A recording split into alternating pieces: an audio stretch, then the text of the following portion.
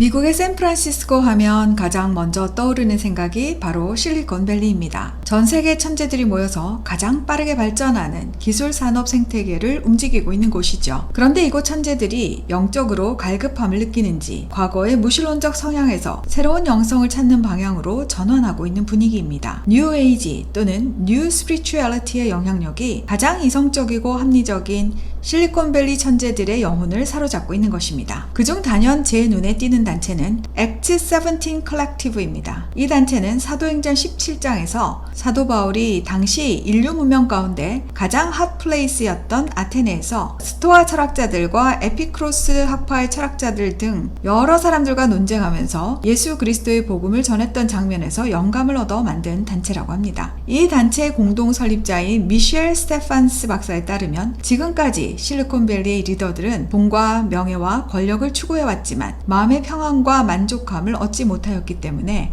이제는 영원한 것, 미래적인 것, 그리고 공동체적인 것에서 삶의 의미를 찾을 수 있도록 돕기 위해 이 단체를 설립했다고 합니다. 그러면서 이 단체는 기독교인이 아닌 테크 리더들에게 편안하게 기독교에 대해 그리고 영적인 것에 대해 이야기할 수 있는 플랫폼을 제공하고 있다고 설명했습니다.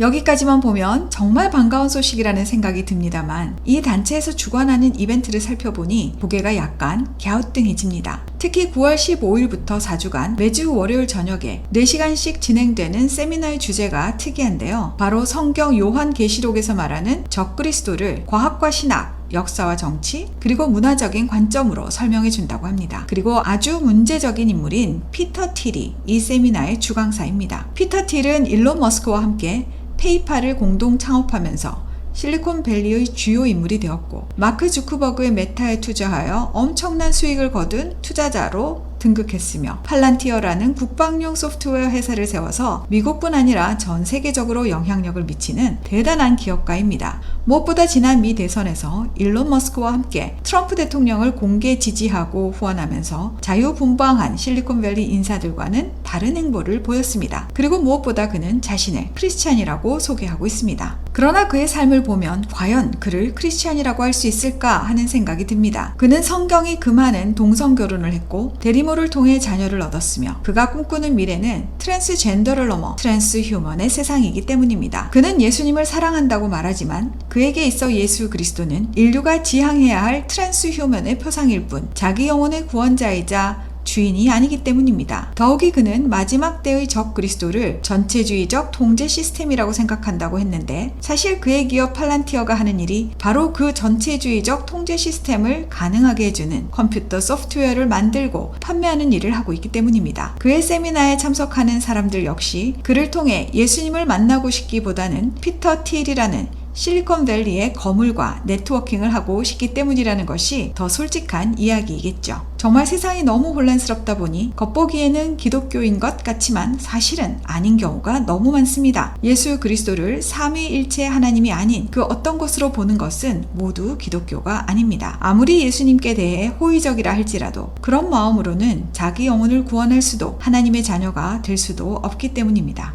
기독교의 본질은 이 세상에서 인간이 더 진화하여 신처럼 되고 그렇게 신처럼 트랜스한 인간들이 평화롭게 자기 하고 싶은 거 하면서 사는 유토피아를 건설하는 것이 아닙니다. 기독교에는 이미 시민권이 하늘에 있는 자들이고 이제 세상의 파송을 받아서 아직 예수 그리스도를 구원자로 자신의 삶의 주인으로 영접하지 못한 사람들에게 예수님을 전하는 일을 하는 사람들입니다. 천국은 예수님이 이 땅에 다시 오실 그때에 직접 완성하실 것입니다. 요즘 성경을 인용하고 예수님을 들먹이면서 사실은 다른 복음을 이야기하는 사람들이 너무 많습니다. 그리고 더욱 그 방식이 교묘해집니다. 그러나 사도 바울은 갈라디아서 1장 6절에서 9절까지 해서 다음과 같이 명확하게 말합니다. 그리스도의 은혜로 너희를 부르신 이를 이같이 속히 떠나 다른 복음을 따르는 것을 내가 이상하게 여기노라. 다른 복음은 없나니 다만 어떤 사람들이 너희를 교란하여 그리스도의 복음을 변하게 하려 함이라. 그러나 우리나 혹은 하늘로부터 온 천사라도 우리가 너희에게 전한 복음 외에 다른 복음을 전하면 저주를 받을지어다. 우리가 전에 말하였거니와 내가 지금 다시 말하노니 만일 누구든지 너희가 받은 것 외에 다른 복음을 전하면 저주를 받을지어다. 아멘.